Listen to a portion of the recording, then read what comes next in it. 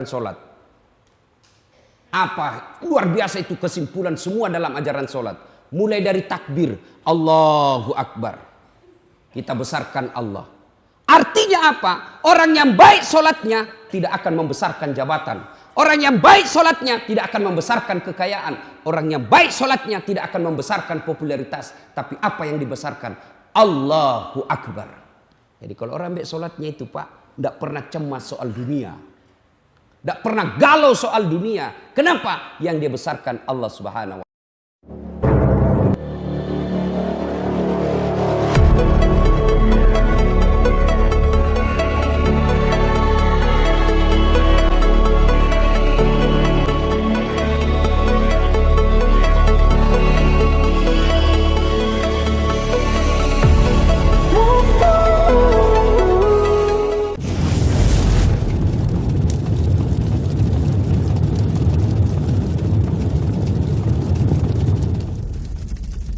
Ibu bapak, saudara-saudara sekalian, teristimewa alim ulama takmir masjid yang insya Allah dimuliakan dan dirahmati oleh Allah Subhanahu wa Ta'ala.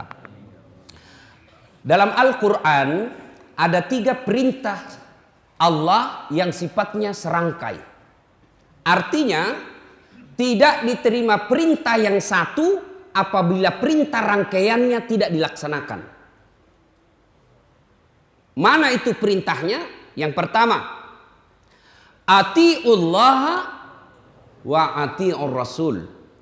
Taatlah engkau kepada Allah dan taat pula lah engkau kepada Rasulnya. Artinya orang yang taat kepada Allah tapi mengkhianati Rasulullah, taatnya kepada Allah terhapus. Demikian sebaliknya, taat kepada Rasul tapi mengkhianati Allah, taatnya kepada Rasulnya sia-sia. Taat kepada Allah. Taat kepada Allah itu sederhana Pak. Ringkasan orang taat kepada Allah itu sederhana. Apa itu? Kemampuan melaksanakan perintah Allah dan kesanggupan menghindari larangan Allah. Itu saja. Dalam agama ini sederhana. Taat, hindari larangan Allah, lakukan perintah Allah. Selesai. Dan alhamdulillah Allah memberikan kelonggaran. Soal perintah, laksanakan perintahku kata Allah sesuai kemampuanmu. Saya tidak bisa wudu Ustaz. Wajibkan kita wudu kalau mau sholat. Tapi Allah kasih keringanan kalau kau tidak bisa kena air. Apa? Tayamum. Saya tidak bisa puasa Ustaz. Kenapa? Saya sakit Ustaz. Allah kasih keringanan, silahkan bayar fidyah. Saya mau haji Ustaz, tapi tidak mampu. Itu rukun Islam, tapi saya tidak mampu. Boleh kok tidak haji. Disesuaikan kemampuan. Kalau larangan sifatnya mutlak, tidak bisa ditawar-tawar. Kalau sholat kan tidak bisa berdiri, duduk. Tidak bisa duduk Ustaz, ada bisulku. Baring. Tidak bisa baring Ustaz. Salat pakai isyarat. Mana namanya salat pakai isyarat? Tinggal matanya Pak yang dikasih goyang-goyang. Allahu Akbar. Bismillahirrahmanirrahim. Allahu Akbar. Itu isyarat. Tangan pun sudah tidak bergerak. Itu pun tidak mampu Ustaz. Salat pakai dalam hati. Mulai takbir sampai salam baca dalam hati. Bayangkan lagi ruku, baca doa ruku. Bayangkan lagi sujud, baca doa sujud. Itu pun tidak mampu. Gampang. Bungkus, bawa dikubur. Ayo. Allah kasih keringanan. Ustaz, saya selesai berhubungan suami istri tadi malam. Tapi saya kena asma kalau mandi pagi-pagi Ustaz. Susah saya bernapas kalau saya mandi pagi Ustaz. Allah kasih keringanan. Tidak usah kau mandi. Cukup cuci alena beliau. Cuci itu sudah tayamum. Boleh diberikan kelonggaran. Tapi yang namanya larangan tidak boleh ditawar. Ustaz, saya tidak bisa berzina Ustaz. Kalau saya tidak berzina Ustaz, pingsan saya. Anda boleh bos. Ustaz, saya tidak bisa ndak teler. Saya harus mabuk Ustaz. Kalau saya tidak mabuk mati saya. Bohong kok. Tidak ada. Larangan tidak boleh tawar-tawar. Tapi perintah boleh ditawar sesuai kemampuan kita. Orang yang taat kepada Allah dan mengkhianati Rasulullah sekarang mulai banyak. Sekarang mulai banyak. Oh, bagus sholatnya. Bagus puasanya. Tapi cintanya kepada Rasulullah mulai lentur. Hanya yang begitu, Pak. Sekarang. Anak muda pelihara jenggot dibilang radikal. Padahal itu sunnah. Kalian juga yang pelihara jenggot, jangan kau hina yang tidak pakai jenggot. Saya dimaki-maki di Facebook. Ini Ustadz Dasat cerita-cerita sunnah. Baru kau tidak pelihara sunnah. Saya bilang, kenapa kau tuduh saya tidak pelihara sunnah? Buktinya kau tidak pakai jenggot. Ya mau diapa kalau tidak mau tumbuh? Saya sudah kasih minyak malah mengamuk mama istri saya di rumah. Kasih kotor-kotor bantal ini Pak Ustadz. Terus kayak kasih minyak Pak supaya tumbuh. Sudah. Ada lagi anak muda, celananya jingkrang agak tinggi ke atas, dianggap lagi radikal. Padahal itu sunnah. Kalian juga yang melihat saudara-saudaranya tidak di atas mata kaki celananya, jangan hina. Sama-sama. Kita sama-sama puasa, sama-sama sholat, sama-sama haji, sama-sama rukun Islam kita. Jangan saling mengkafirkan. Marah Rasulullah kalau melihat kita seperti itu. Cinta kepada Allah, banyak juga yang mengkhianati Rasulullah. Begitu juga sebaliknya, taat kepada Rasulullah, tapi mengkhianati Allah. Percayalah, orang yang cinta kepada Allah dan taat kepada Rasulnya, maka hidupnya akan mulia dunia sampai akhirat. Saya mau kasih contoh, Pak. Kurang apa Abu Lahab waktu itu? Abu Jahal waktu itu, Pak. Tokoh masyarakat di Mekah. Semua orang kenal Abu Jahal. Semua orang segan sama Abu Jahal. Tapi angkuh, pongah, sombong. Dia merasa tokoh masyarakat, punya jabatan, punya segala-galanya. Akhirnya apa? Dia tolak beriman kepada Rasulnya.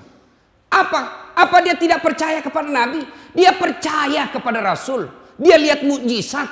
Cuma apa yang sehingga dia tidak masuk Islam? Karena ada kesombongan dalam hatinya. Siapa lu Muhammad? Anak baru kemarin. Gue senior. Apa? Akhirnya apa? Dia tolak kenabian Rasulullah. Akhirnya apa? Dihinakan oleh Allah. Sampai sekarang ini. Mana buktinya Allah menghinakan itu Abu Jahal dan Abu Lahab. Sampai detik ini tidak ada orang tua satupun yang mau kasih nama anaknya Abu Jahal. Coba hina, Pak. Tidak ada yang mau kasih nama Abu Jahal, Abu Lahab. Marah dia kalau disebut Abu Lahab, Pak. Padahal dia tokoh. Maka bisa jadi ada orang sekarang tokoh hebat, punya pengaruh luar biasa. Tapi kalau kau hina Allah, kau hina Rasulnya, tunggu hidupmu akan hina dunia sampai akhirat. Apa kelebihannya Abu Jahal? Waktu itu, Bilal. Waktu itu, budak. Beda budak dengan pembantu, Pak. Ini banyak kekeliruan kita. Menyamakan antara pembantu dengan hamba sahaya. Beda. Pembantu ada hak asasinya. Pembantu dilindungi. Pembantu punya hak kepada tuannya. Pembantu digaji tiap bulan. Dia bisa berhenti. Berhenti ya. Kenapa? Cerewet betul istrinya. Curiga terus sama saya. Bagaimana suaminya tidak nirit saya? Istrinya sudah tua, ngomel aja kerjanya. Saya seksi. Sopan berbicara. Mau makan suaminya saya yang ngurus. Mau tidur suaminya saya yang ngurus. Mau mandi suaminya saya yang ngurus. Berhenti dia kerja pembantunya. Berhenti saya kerja. Ngomel aja kerjanya istrinya. Dia punya hak. Hamba sahaya. Budak hak milik. Namanya hak milik. Sama saya punya handphone. Itu hak milik saya. Saya mau banting, saya mau bakar, saya mau lempar, saya mau kasih orang. Terserah. Kenapa? Saya yang punya. Bilal budak hamba sahaya. Sumayyah budak hamba sahaya. Tapi ketika diintimidasi, dipaksa, Bilal, la ilaha illallah, hapus itu dalam keyakinanmu. Bilal, Muhammad Rasulullah, hilangkan dalam keyakinanmu. Saya kasih kau jabatan. Saya merdekakan kamu. Bilal katakan, no way. Jabatan saya tidak butuhkan. Uang saya tidak butuhkan. Popularitas saya tidak butuhkan. Yang aku butuhkan kasih sayang Allah. Akhirnya ditindis batu, dihina, dijemur di lapangan terbuka. Tapi Bilal dengan mantap, la ilaha illallah Muhammadar Rasulullah. Coba. Sampai detik ini Allah muliakan Bilal. Padahal fisiknya adalah budak. Badannya adalah budak. Tapi jiwanya merdeka. Allah muliakan Bilal sampai detik ini. Namanya setiap masjid ada dicantumkan Bilal. Hebat. Sumayyah, budak, dibujuk oleh Abu Jahal, dibujuk oleh Abu Lahab. Kata Abu Lahab, oi Sumayyah, sudahlah, kau lepaskanlah itu imanmu kepada Muhammad. Saya merdekakan kamu. Tapi apa kata Sumayyah? La ilaha illallah Muhammadar Rasulullah. Akhirnya apa? Disiksa. Apa siksaannya? Ditangkap satu keluarga, anaknya, suaminya, dipendam dalam tanah sampai di leher, dijemur tidak dikasih air, tapi mereka sekeluarga mantap, la ilaha illallah Muhammad Rasulullah, tidak goyang akidahnya. Besoknya dibangunkan lagi, disiksa suaminya di depan matanya, disiksa anaknya di depan suaminya, di anaknya.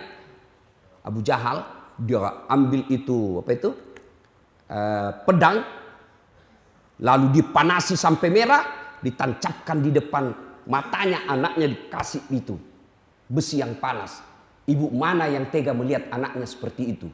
Tapi Sumayyah berkata, nak, saya cinta kepadamu.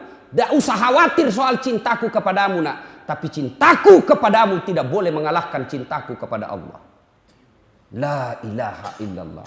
Mati akal ini Abu Jahal hadapi Sumayyah.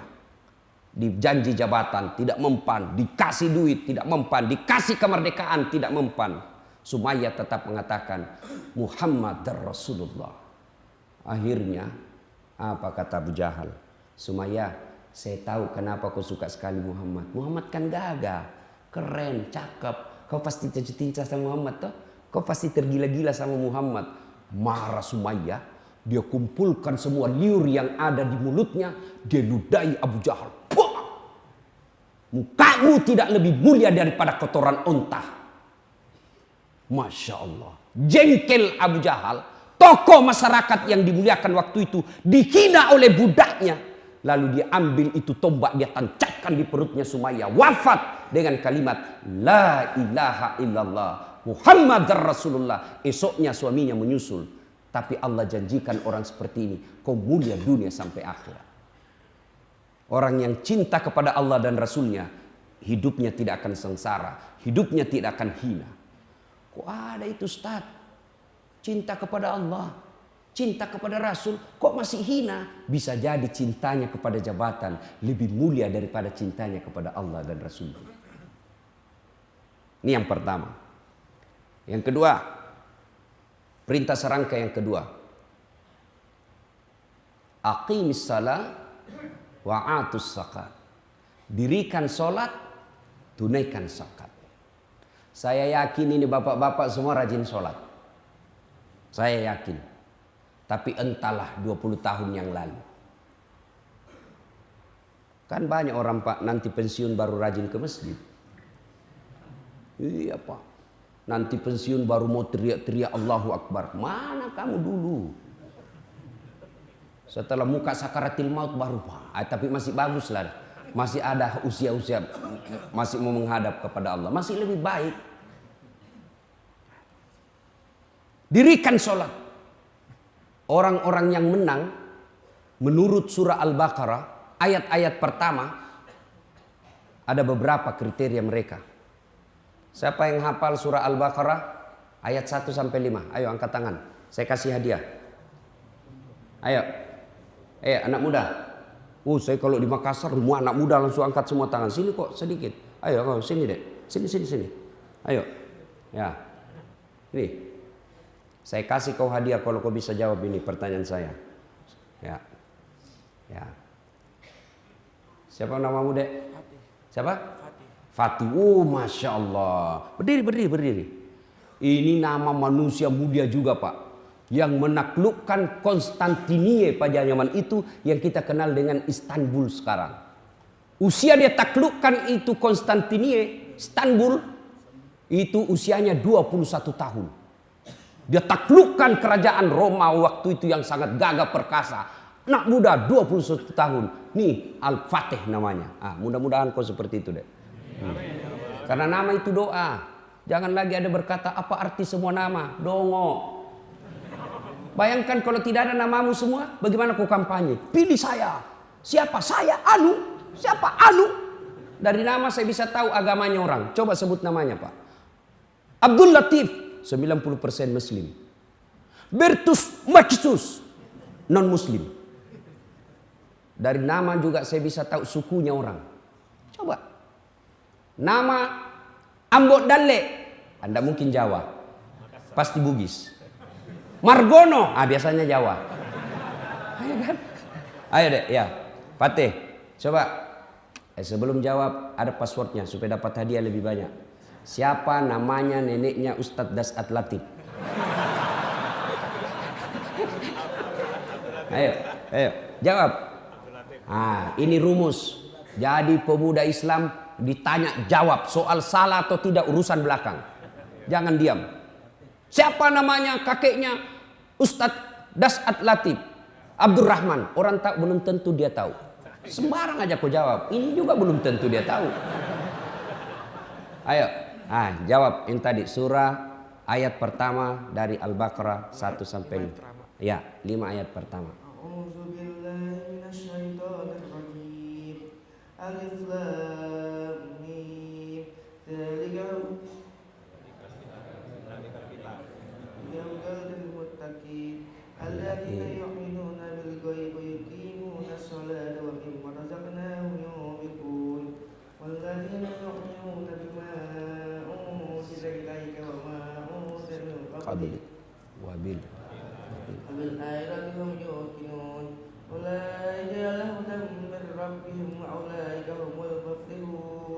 Sadaqallah.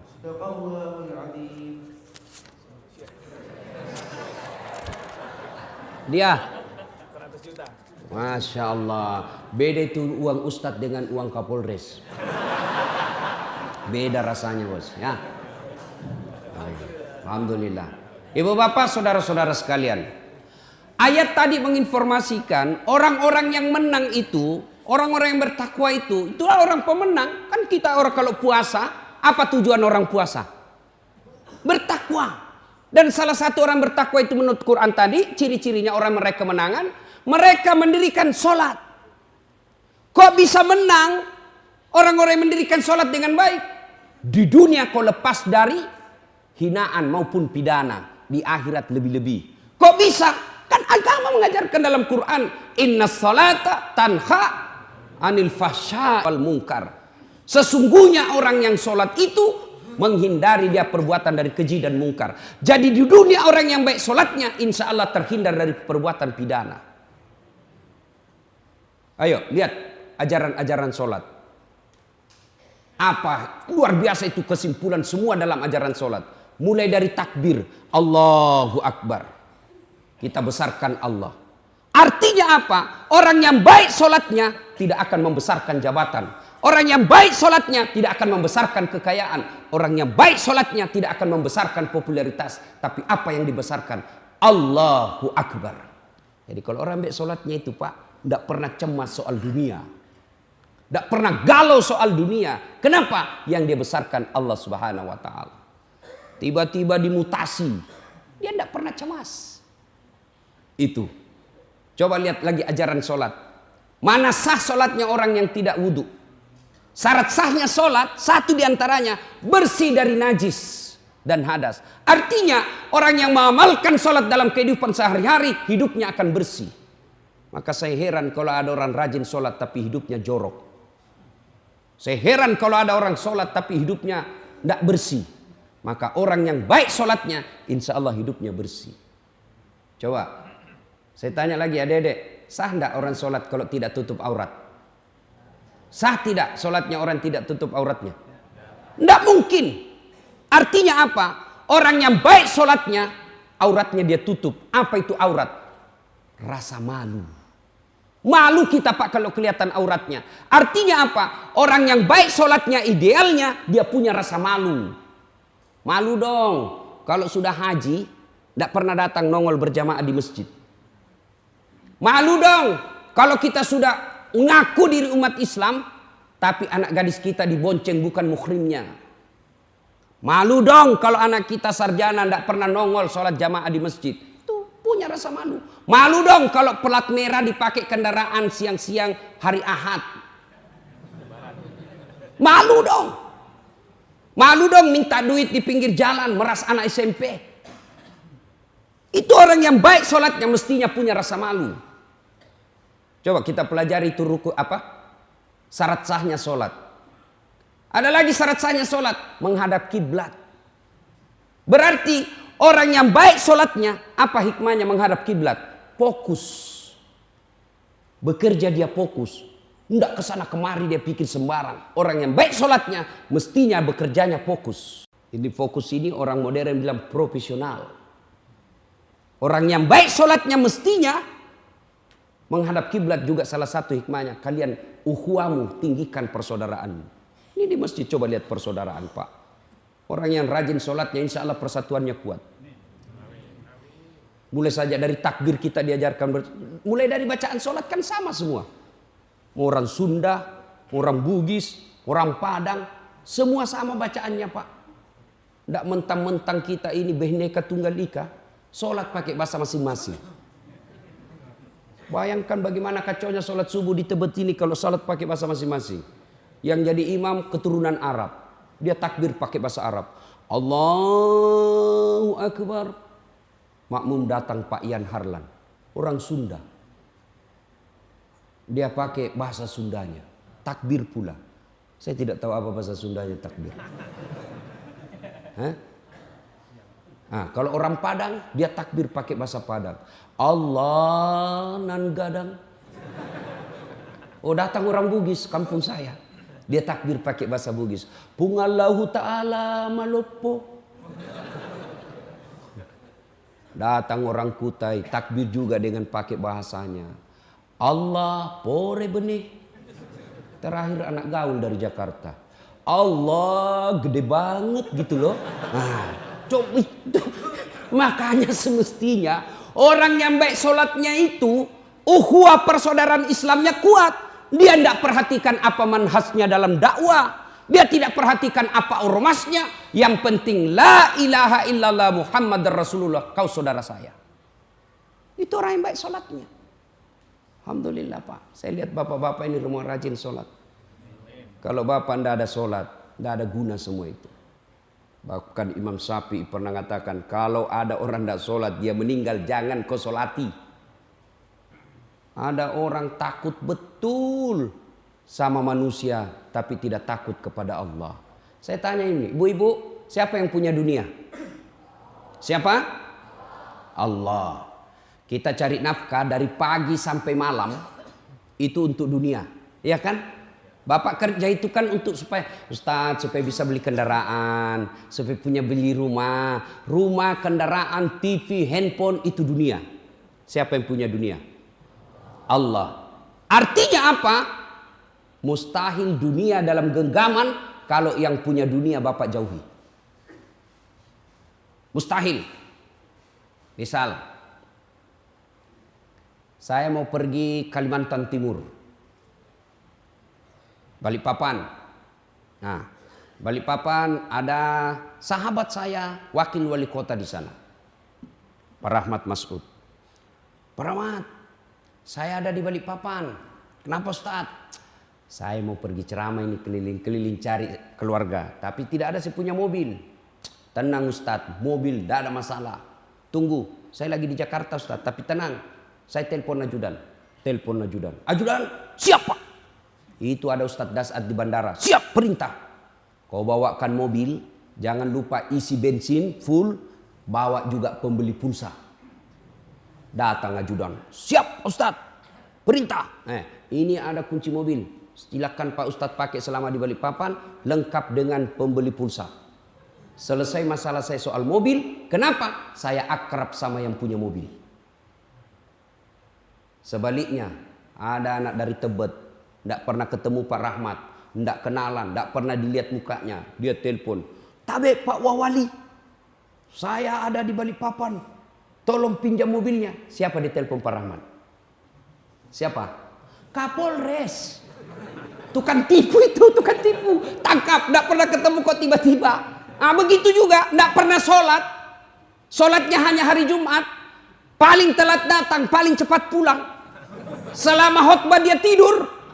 Lalu dia sakit, ya Allah saya sudah capek sakit ya Allah. Sembuhkan penyakitku ya Allah, capek sudah saya sakit ya Allah. Allah perintahkan malaikat karena dia sudah capek sekali cabut nyawanya. Itu.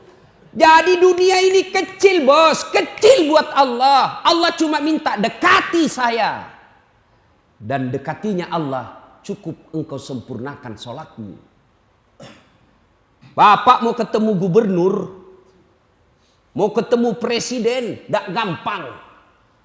Protokolernya, ketemu dengan ajudan, ngatur jadwal, sudah tiba waktunya, belum tentu bisa ketemu. Tiba-tiba urusan mendadak, pergi kepala daerah. Coba, ngantri Pak, datang. Sudahlah, Bapak coba punya kebutuhan. Ada keperluan dengan pejabat. Cerita sama ajudan dulu. Pak, saya dulu tim sukses Pak. Saya banyak bantu Bapak ini. Alhamdulillah RT saya menang Pak di TPS. Bapak boleh enggak saya ketemu wali kota? Oh boleh Pak. Ada keperluan apa ini? Oh begini. Saya enggak bisa jelaskan sama Pak Wali. Silahkan Bapak buat proposal. Datang lagi minggu depan Pak ya? Oke, jadi proposal. Datang minggu depan. Dia bilang Pak ajudan. Baik Pak. Saya akan serahkan dulu ke stafnya Bapak. Bapak datang minggu depan. Datang lagi minggu depan. Apa kata ajudan? Baru dibaca sama staf ahli Pak. Silakan datang minggu depan Pak. Datang lagi minggu depan. Kata saya dapat informasi staf ahli baru mau dibaca sama Pak Wali Kota atau Pak Gubernur. Bapak datang lagi minggu depan ya. Datang lagi minggu depan. Sudah 4 minggu itu. Datang lagi. Kata Pak Wali baru dibaca Pak. Akan dibentuk tim untuk mempelajari proposalnya Bapak. Silakan Bapak datang lagi minggu depan. Datang lagi minggu depan. Kata, ya Pak Wali sudah baca Pak.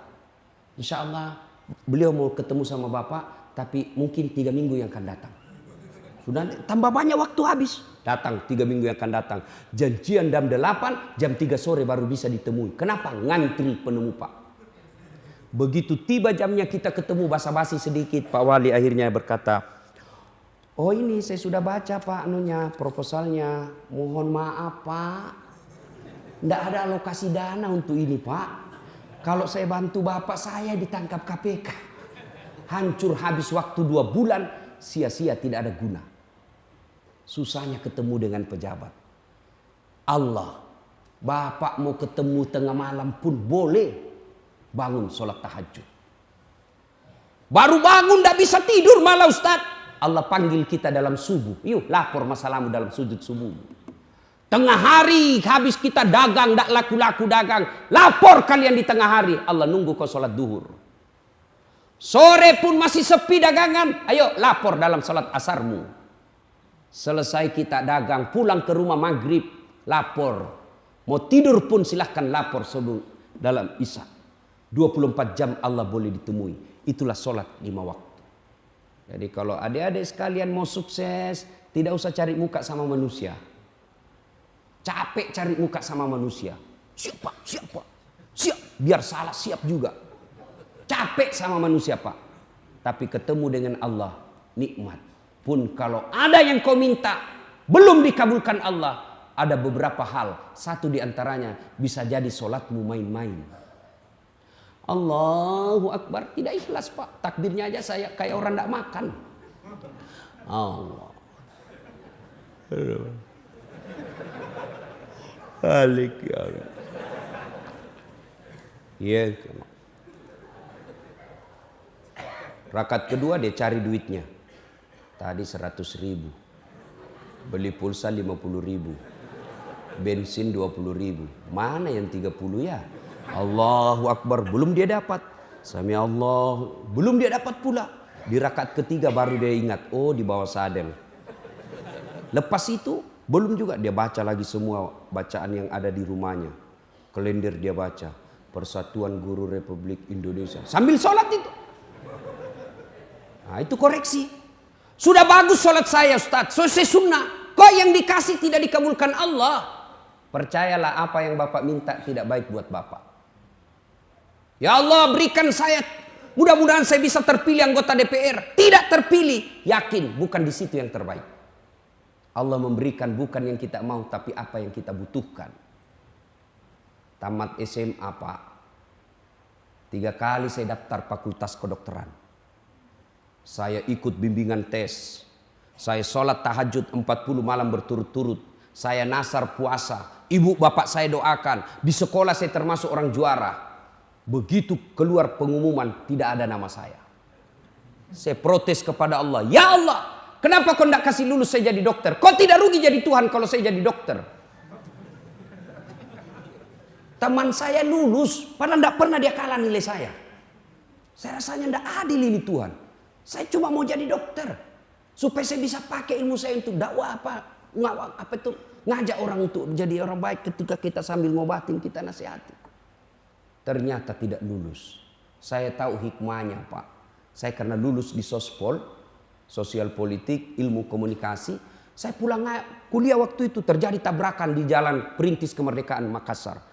Terjadi tabrakan. Saya turun tolong dia. Dia yang tabrakan, saya yang pingsan. Ternyata saya tidak bisa lihat darah Pak. Sampai detik ini. Seolah-olah Allah ingin berkata, Dasaat, bagaimana kau mau jadi dokter? Kau tidak bisa lihat darah cilaka. Masya Allah, teman saya yang lulus dulu, yang lulus jadi dokter, tugas di Kepulauan Aru. Kepulauan Aru. Ramadan lalu, 2 Ramadan yang lalu, saya telepon, Dok, kau pulang lebaran? Tidak. Kenapa? Rugimu cari duit jauh-jauh kau tidak lebaran sama orang tuamu. Mahal tiket Ustaz. Saya syukur Alhamdulillah. Untung saya jadi Ustaz. Saya tidak pernah pikir soal tiket Pak. Kenapa? Panitia yang ngurus. Tidak pernah pusing saya soal tiket. Ternyata Allah tidak ngasih apa yang saya mau. Tapi Allah kasih saya apa yang lebih baik.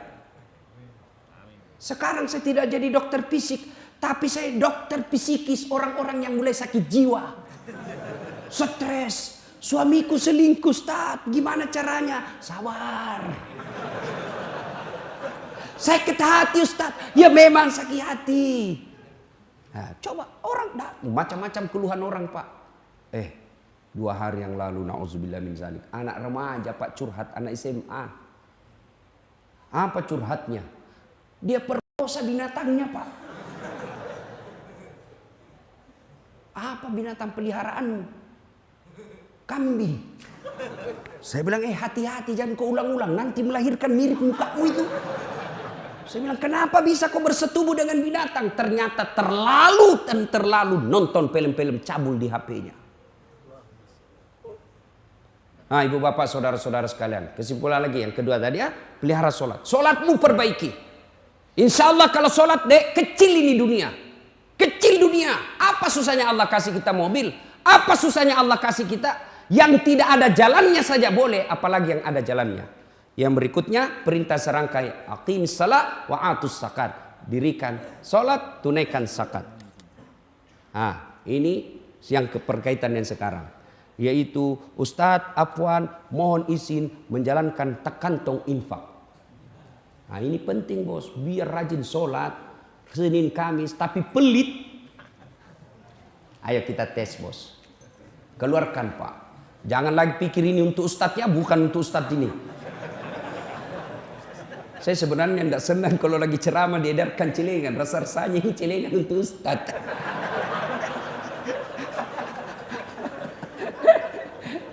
Ayo Pak. Masya Allah. Jadi di pintu surga ada orang bertengkar Pak. Orang sudah mau masuk surga ini ada orang 4 bertengkar. Saling tarik Pak. Tarik kanan, tarik kiri. Siapa? 1. Orang yang mati syahid.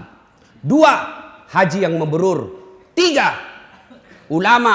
4, orang kaya yang pemurah. Bertengkar dia. Begitu mau masuk orang kaya ditarik sama orang mati syahid. Saya lebih berhak. Begitu orang mati syahid mau masuk ditarik sama orang haji yang mabrur. Haji mabrur nomor 1 ditarik sama ulama. Akhirnya turun perintah Allah. Jibril perintah itu 4 orang. Kenapa mereka masing-masing merasa berhak nomor masuk ke surga? Periksa satu-satu. Tersangka pertama maju. Kamu kenapa merasa lebih berhak masuk surga? Jibril, saya dulu haji mabrur. Setelah saya haji berhenti saya mendomi. Setelah saya haji saya berjamaah di masjid. Setelah saya haji rajin ngaji Senin Kamis. Haji mabrur. Katanya haji mabrur nomor 1 masuk surga. Katanya. Orang kasih tahu sampean. Ustadz, ulama. Mundur. Tidak boleh kau dahului gurumu. Dosa kau. Mundur. Panggil orang kedua. Kamu kenapa merasa nomor 1 surga? Jibril, saya nih mati syahid. Membela agama Allah. Ada yang hina Nabi Rasulullah Muhammad SAW. Menghina Al-Quran. Nah, saya kena peluru. Ini buktinya bajuku masih berdarah. Mati syahid. Katanya orang mati syahid nomor 1 masuk surga. Katanya. Tanya siapa kasih tahu kau? Ulama. Mundur. Tidak boleh kau dahului ulamamu. Panggil orang ketiga. Kamu kenapa mau masuk? Jibril, saya dulu adalah orang kaya yang pemurah. Katanya orang kaya yang pemurah nomor 1 masuk surga. Ada edar celengan di masjid Tebet saya isi. Saya keluari semua isi dompet saya isi. Meskipun saya tidak ada ongkos angkot. Tapi saya ikhlas. Katanya orang kaya yang pemurah nomor 1 masuk surga. Katanya. Ditanya siapa yang kasih tahu kau? Ulama.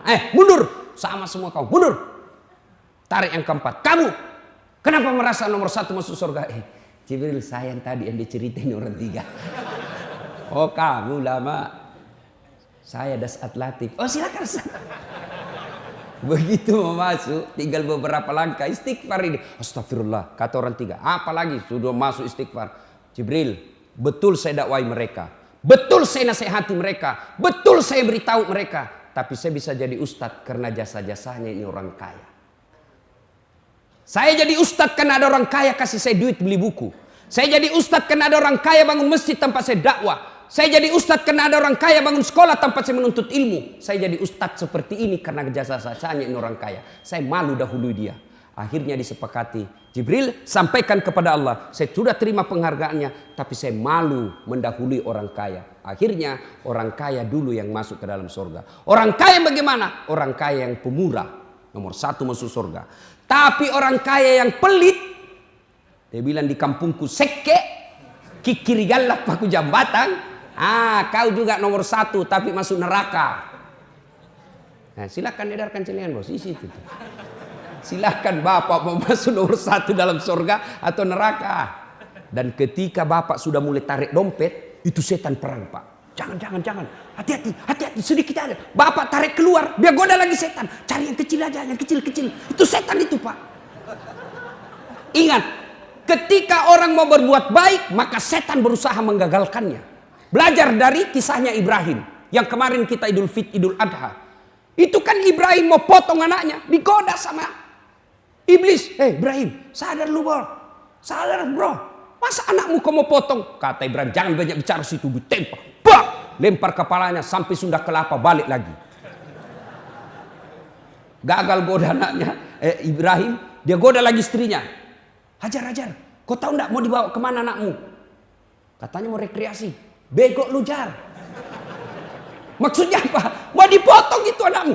Banyak bicara. Mana ada orang tua mau potong anaknya? Benar, katanya perintah Tuhannya. Siti Hajar tanya, apa perintah Tuhannya? Ambil batu. Jangankan anakku, saya pun siap dipotong kalau itu perintah Allah. Dilempar lagi. Kena kepalanya sampai Bogor, balik lagi. Gagal goda suaminya, gagal goda istrinya. Dia datang sama anaknya. Main. Ismail. Kau tahu enggak mau dibawa kemana kau bapakmu? Saya tahu, mau dipotong. Bego betul. Jangan banyak bicara di situ. Dilempar. Sampai di Bandung. Tidak balik-balik lagi.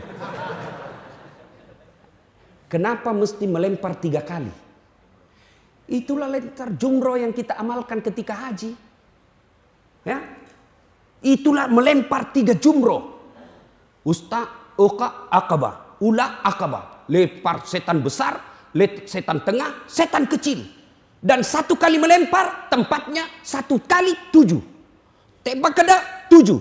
Lagi 7. 1 hari 21. Dan tidak cukup 1 hari, harus 3 hari. Itu maknanya melawan iblis, melawan godaan setan perlu napas panjang dan power yang besar. Kenapa tidak 1 kali saja? 7 kali 3, 21. Kali 3, berapa? 63. Saya kalau kali-kali Pak, nggak lancar otakku. Tapi kalau lihat uang, cepat saya tahu Pak. Kenapa tidak mesti itu saja yang 63 1 hari saja? Tak, habis. Kenapa mesti 3 hari dan kenapa mesti dicicil? Itu menunjukkan melawan setan itu perlu kekuatan besar. Jadi ketika Bapak tarik dompet, itu mulai iblis menggoda itu Pak. Jangan. Itu anakmu nanti mau pergi sekolah. Itu setan itu. Begitu Bapak keluar berhasil, lemparan pertama sudah kena kepalanya. Dia buka dompetnya, mulai setan lagi goda. Cari yang warna merah. 5.000 aja. 2.000. Mau masuk surga 2.000. Nenekmu punya surga. Kencing aja di Makassar Pak, tidak cukup kalau 2.000. Itu saya di toilet Makassar, terminal. Itu kan ditulis Pak. Air besar 1.000, air kecil 500. Saya pernah buang air kecil. Air besar saya buang air besar. Sudah saya kasih. Berapa Dek? 1.000. Saya kasih 1.000. Kenapa 1.000 Ustaz? Saya air besar. Dia bilang pasti kencing juga toh. Oh iya saya lupa. Saya kasih uang 2.000. Berarti 1.500. Nih saya tunggu kembalinya. Mana? 1.500 toh? Masih ada 500. Tidak ada uang kecil Ustaz. Jadi kencing lagi Ustaz. Itu toilet 2.000. Kau mau masuk surga 2.000. Ayo isi itu celengan. Dan demi Allah Pak, tidak ada orang bangkrut gara-gara sedekah. Tunjukkan saya orang yang bangkrut gara-gara sedekah. Tidak ada orang bangkrut gara-gara sedekah. Kenapa kita jadi miskin? Kenapa tidak bisa haji? Kenapa tidak pernah umroh? Karena kita selalu berpikiran saya orang miskin. Padahal Allah sudah jelaskan, ana inda sonni abdi bi. Kalau kau sangka dirimu kaya, saya kasih kaya kamu. Kalau kau sangka selalu dirimu miskin, miskin kau selama-lamanya. Maka orang yang tidak mau bersedekah karena dia selalu merasa miskin, maka miskin hidupmu. Coba keluarin itu. Edarkan ulang. Jangan ketawa Pak, saya serius ini. Masya Allah. Bersedekahlah. Demi Allah, saya begitu banyak melihat orang yang rajin sedekah. Semakin makmur hidupnya. Dan kalau Bapak sudah sewajarnya mengeluarkan zakat, sudah sewajarkan mengeluarkan sedekah, lalu Bapak tidak keluarkan, Allah paksa keluar dengan sia-sia. Gimana caranya? Tiba-tiba mobilnya nabrak polisi lalu lintas. Bayangkan kalau polisi lalu lintas ditabrak Pak, dia punya jalan. Kalau Satpol PP ditabrak Pak, kita masih bisa berdebat Pak. Ini polisi lalu lintas ditabrak, apa ndak setengah mati? Sebenarnya bapak-bapak jangan musuhi polisi Pak. Jangan. Susah Pak. Benar. Saya selalu bilang sama kawan-kawan, jangan kau musuhi polisi. Saya kalau pergi ceramah, macet jalan, siapa yang saya cari? Penghafal Quran. Sudah baca saya 2 kali Yasin, khatam, tidak goyang-goyang mobil. Benar. Tapi kalau kita panggil polisi lalu lintas, selesai macet Pak. Jangan musuhi polisi. Bapak diperkosa anak gadisnya, dirampok rumahnya, dibunuh istrinya. Siapa yang kita cari? Tolong Pak Polisi, tegakkan keadilan. Apa kata Pak Polisi? Mohon maaf, baru saja polsek bubar. Kacau kan? Pun kalau ada polisi yang minta-minta duit di jalan, itu bukan polisi Indonesia, itu polisi India. Kalau ada polisi yang Bapak ketemu tidak, ya namanya manusia baik, kita doakan, mudah-mudahan dia dapat hidayah. Ya. Nah ini yang kedua. Sampai jam berapa ini Pak? Jam 7. Hah? Sampai jam 7. 1 jam lagi. Ayo. Nah, yang kedua tadi, aqimis shalah wa atus zakat. Bayar zakatmu, tunaikan salatmu. Yang ketiga, perintah serangka yang ketiga, anis kurli wali walidaika. Berbuat baiklah kau kepada Allah, tapi jangan lupa bersyukur dan berbuat baik kepada kedua orang tuamu. Wah, ini yang banyak bapak langgar. Saya yakin bapak rajin sholat, sedekah pun tidak akan tinggal duit untuk fisabilillah. Tapi yang saya curiga, banyak diantara kita yang tidak memuliakan orang tua. Tanya Pak, saya pernah ketemu pengusaha sukses yang bangkrut di Kalimantan Selatan, Tanah Bumbu. Selesai saya khutbah Jumat, dia datang, dia pegang saya punya paha, lalu dia minta, Ustadz, doakan saya Ustadz. Saya merantau dari Sulawesi sampai di sini 4 tahun saya sukses, tapi 2 bulan ini saya bangkrut. Bukan cuma bangkrut Ustadz, saya dikejar-kejar sama yang punya duit. Saya tanya, Pak, sebelum saya doakan, tolong Bapak jawab dengan jujur. Bagaimana Bapak memuliakan orang tuanya selama ini? Oh, itu dia Ustadz, semenjak saya merantau memang saya tidak pernah pulang kampung ketemu orang tua. Saya bilang, hatam, tidak usah panjang cerita, itu penyebabnya. Adik-adik, kalau mau sukses, setelah perbaiki sholat, muliakan orang tua. Sayang 1000 sayang anak-anak kita sekarang Pak. Sama pacarnya luar biasa sopannya. Ditelepon sama cowoknya, Dek, iya Kak, terserah abang aja deh. Saya ngikut aja mana yang terbaik. Dongo. Tahu dongo? Beleng-beleng. Tahu beleng-beleng? Dongo. Tahu dongo? Beleng-beleng. Apa itu? Kata Rocky Gerung, dungu. Coba lihat anak-anak kita Pak. Taat betul itu kalau cowok yang kasih tahu. Tapi kalau orang tuanya dibantahnya tidak pernah masuk di akal. Mau bukti? Anak-anak kita lebih hargai cowoknya daripada bapaknya. Mau bukti Pak? Bapak nanti kalau pulang periksa wallpapernya, HP-nya anaknya yang gadis itu. Kira-kira siapa yang jadi wallpaper anak kita? Siapa? Fotonya bapaknya. Siapa? Ada saya lagi mengajar ujian Pak di Unhas. Saya lagi keliling. HP jangan di kantong, simpan sudut kanan meja. Saya lagi mengawas, tiba-tiba di HP sudut kanan ada cewek. Wih, cakep betul cowoknya, bersih putih. Saya bilang, Dek, cakepnya cowokmu. Saya lihat-lihat, enggak imbang rasanya ini. Langsung dia bilang, bukan cowokku itu Ustaz. Oh, siapa ini? Lee Min Ho. Siapa itu Lee Min Ho? Artis Korea. Oh, ini artis. Iya Ustaz. Kau dikenal? Tidak. Pernah dikirimi pulsa? Tidak. Pernah di miss call? Tidak. Beleng-beleng. Masa itu kau tidak pernah kau kenal, tidak pernah dikirimi pulsa? Kau simpan di situ gambarnya bapakmu ke situ. Ganti tuh fotonya bapakmu simpan. Tunggu dulu Ustaz. Dia carilah fotonya bapaknya. Tunggu dulu Ustaz, tunggu dulu. Sudah terhapus semua Ustaz. Ya ini anak-anak kita sekarang. Maka jangan heran anak kita S1 susah cari kerja. Karena tidak dapat kerja dia lanjut S2. Makin susah cari kerja. Salah satu sebabnya karena kuliah tidak menghargai orang tuanya. Tidakkah kita sudah belajar dalam agama kita? Ridallah fi ridal walidain, suktillah fi suktil walidain. Coba lihat anak-anak kita sekarang Pak. Ngeri Pak. Tidak ada lagi sopan santun sama orang tua. Bapaknya sepertinya dianggap kawan. Kita dulu ketemu sama bapak. Lihat matanya aja kita kadang sungkan. Bapak pelajari itu yang namanya tadi Al-Fatih. Ya. Itu tidak pernah berani tatap matanya bapaknya. Ketemu bapaknya tunduk terus. Karena memuliakan orang tuanya. Sekarang anak-anak kita, coba lihat saya zaman kecil, jangankan bicara kasar sama orang tua, memotong bayangan ketika ada tamunya bapak itu di ruang tamu, tidak boleh kita lewat-lewat. Dianggap kita anak yang kurang ajar. Makan, zaman saya kecil, makan, bapak saya petani, mau makan, kata ibu saya, jangan dulu, belum datang bapakmu, dosa kau kalau sisa kau kasih bapakmu. Masa sudah dari mulutmu kau kasih bapakmu. Begitu kita muliakan orang tua. Sekarang anak-anak makan, dia habisi Pak. Tinggal kuahnya disimpankan bapaknya. Yang ketawa, Ini anak-anak kita sekarang bingung saya lihat. Makanya jangan heran hidupmu tidak akan dapat kebahagiaan.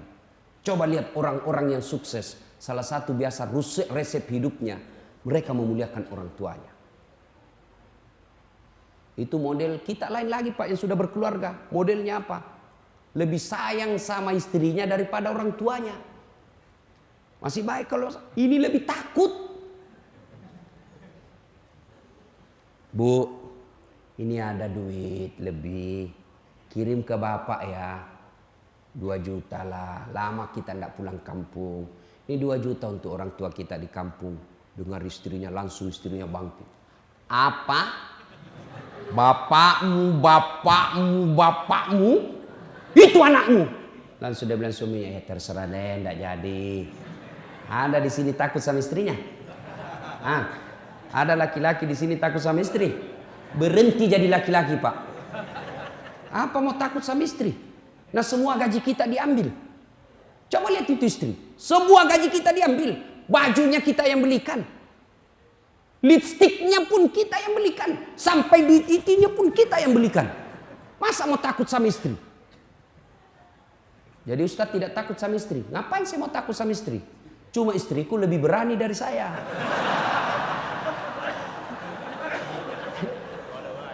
Marah dia Ustadz, ngamuk dia Ustadz. Dengar Pak, kalau dia ngamuk, dia pecahkan piring, pecahkan 1 lusin.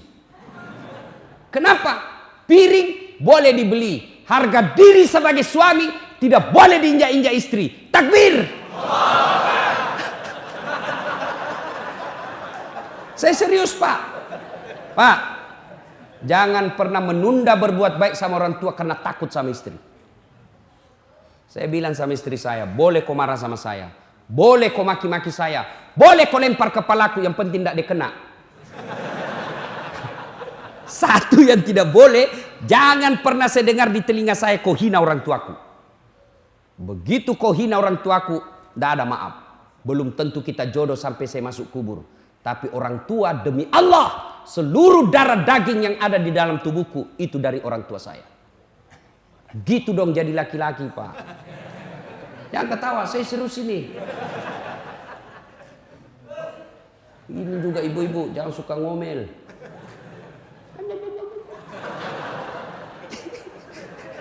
Hei bu,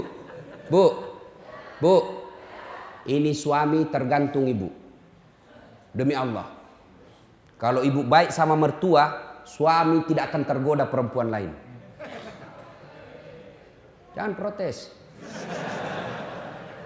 Coba kalau ibu baik sama suaminya, tiba-tiba suami mau nikah, datang itu mertua membela ibu. Apa kau mau kawin-kawin lagi? Coba lihat itu istrimu, baik betul. Saya belum bangun sudah siap sarapan. Datang saudaramu semua dihormati. Kamu tidak pernah dihina, ngomongnya tidak pernah kasar sama kamu. Apalagi kau mau kawin, belum tentu kau dapat perempuan lebih baik dari itu istrimu. Awas kalau kau mau kawin lagi, haram itu air susuku. Gitu mama saya kalau marah Pak. Langsung dia bilang haram air susuku. Ampun Mak. Tapi kalau tidak pernah muliakan orang tuanya, datang mertua dari kampung, baru 2 jam duduk dia tanya, Mak Haji kapan pulang? Belum selesai capek sudah ditanya pulang. Mertuanya hipertensi, makanannya yang asin-asin terus. Tidak pernah dihargai ketika datang mertua. Datang saudaranya tidak pernah manis di depannya. Pulang kampung suamimu dicuci otaknya sama mertuamu. Apa itu istrimu? Saya sekolahkan kau jauh-jauh. Saya jualkan sawah supaya kau dihargai orang, tidak dihina sepupumu. Ini istrimu sendiri yang hina kamu. Datang sepupumu, tidak pernah dihormati. Saya datang di rumahmu, tidak pernah enak-enak mukanya. Apa itu istrimu, model apa itu? Sudah, kawin lagi. Saya carikan kamu sepupumu. Mau ibu? Makanya mestinya kalau mertua datang, ibu sujud syukur. Itu sumber keutamaan berkahnya hidup. Ya Allah, alhamdulillah kau kirim orang tua ini. Gara-gara inilah orang tua saya punya suami. Andai saja tidak ada orang tua punya anak, mungkin sampai sekarang saya masih jadi gasturi, gadis tua Republik Indonesia. Bersyukur. Hei bu, baik-baik sama mertua. Demi Allah, rumah tangga tidak akan berkah ketika durhaka sama orang tua. Percaya Pak. Muliakan orang tuamu, maka hidupmu akan berkah. Suatu kali Umar bertanya kepada Nabi, "Ya Rasulullah, ingin rasanya saya melihat Allah tersenyum kepadaku. Meskipun saya tahu tidak mungkin saya bisa melihat Allah mukanya di dunia ini. Bagaimana supaya Allah tersenyum kepadaku?" Kata Nabi, "Buat ibu bapakmu tersenyum, maka Allah pasti tersenyum kepadamu." Maka bapak tidak usah cari muka sama pejabat. Lebih baik muliakan orang tua. Dunia akhirat kita dapat. Kadangkala ini anak-anak sekarang baru belajar agama 2 bulan. Itu pun melalui YouTube. Baru 2 menit habis pulsanya. Bamaknya langsung beda manhajnya. Ini bid'ah. Tak boleh mak. Sesat kamu. Saya bilang, kau belajar agama dari mana? Ibumu kau katakan sesat. Ya, adik-adik ini yang hijrah. Hijrah itu bukan sekedar berbicara afwan. Hijrah itu bukan sekedar jazakallah khair. Kaifa haluk ya akhi. Bukan sekedar itu. Hijrah itu bukan sekedar pelihara jenggot. Hijrah itu bukan sekedar jingkar celananya. Hijrah itu termasuk diantaranya memuliakan orang tuamu dengan semulia-mulianya. Biar jenggotmu panjang, bicaramu selalu afwan, jazakallah, celana, tapi kau hina orang tuamu karena berbeda mazhabmu, kau tidak lebih mulia di hadapan Allah. Muliakan orang tua. Berapa banyak dalam riwayat-riwayat kita pelajari sejarah sengsara hidupnya karena mendurhakai orang tuanya. Pertanyaan besar buat kita, kenapa anak-anak kita begini sekarang? Padahal cerdas Pak. Anak-anak kita kurang apa sekarang Pak? Coba lihat cerdasnya anak-anak kita. Saya biasa heran lihat itu anak-anak. Saya ini sudah pegang HP 2 tangan, masih salah ketik. Ini anak muda bawa motor sambil ngebalas. Cerdasnya itu anak-anak kita sekarang. Satu aja kurangnya anak kita sekarang. Apa? Kurang ajar. Imma yablughanna indakal kibra ahaduhuma au kilahuma fala taqul lahumā uff wa la tanharhuma wa qul lahumā qawlan karima. Apabila kedua orang tuamu sudah lanjut dalam pemeliharaanmu, jangan kau berkata A saja dilarang, apalagi sampai meneteskan air mata orang tua. Al jannatu tahta aqdamil ummahat. Surga itu berada di bawah telapak kaki ibu. Kenapa anak-anak kita begini? Salah satu sebabnya karena kita memberi makan anak kita makanan-makanan haram. Kenapa anak-anak kita begini? Karena kita memberi contoh yang tidak baik di hadapan anak kita. Sini dulu. Awas kalau kau merokok, awas. Kalau kau merokok saya kasih makan kau dengan bungkusnya. 10 menit kemudian, nak kopi beli rokok tau. Anaknya dilarang merokok, baru dia merokok depan anaknya. Bapak macam apa ini? Ada yang merokok di sini? Nggak ada? Nggak ada dalam masjid. Nggak tahu kalau dia keluar nanti. Bapak kan selama ini sangat benci sama orang-orang yang menindas kita. Siapa orang-orang kaya yang ada di Indonesia? Banyak-banyak Pak. Siapa orang-orang kaya? Mereka yang penguasa rokok. Dan kita lah ini orang Islam paling banyak merokok. Jadi kalau Bapak cinta sama agama, berhenti merokok. Itu orang rokok, itu orang Yahudi punya Pak. Sudah kita dikasih rokok, sakit dikasih lagi obatnya. Duit kita dibawa ke sana. Maka saya doakan bapak-bapak yang merokok, berhenti merokok. Marah? Silakan, saya mau pulang juga. Ada yang bilang makruh, mungkin dia bilang makruh karena dia juga merokok. Berhenti Pak. Kalau ada orang bilang baik itu rokok, saya bilang kau sini. Kalau kau merasa betul itu rokok baik, kau merokok anakmu di depanmu sama istrimu, rokok bareng-bareng di situ. Kalau kau rasa baik, pasti meskipun dia merokok, dia bilang jangan kau merokok, padahal dia merokok. Bagaimana kita mau beri baik yang anak dakwah kita kelihatannya tidak baik? Yang berikutnya, anak-anak kita mau baik, sementara kita sendiri tidak menjalankan agama dengan sebaik-baiknya. Ibu bapak saudara-saudara sekalian, sebenarnya masih ingin rasanya berlama-lama di tempat ini, tapi waktu jualah yang membatasi kita. Akhirnya kita mengulang. Ada 3 perintah Allah yang serangkai, yang artinya harus kita jalankan bersamaan. Apabila satunya kita tidak jalankan, maka yang kita laksanakan akan sia-sia. Apa itu? Yang pertama, ati'ullah wa ati'ur rasul. Taat kepada Allah, taat pula kepada Rasulmu. Yang kedua, Aqimis salat wa atus zakat. Dirikan solat, bayar zakatmu. Dan yang kelima, bersyukur engkau kepada Allah, tapi jangan lupa memuliakan orang tuamu. Apabila hal ini kita akan sudah lakukan, insya Allah, maka kejayaan kita akan dapat, bukan cuma kejayaan di dunia, tapi insya Allah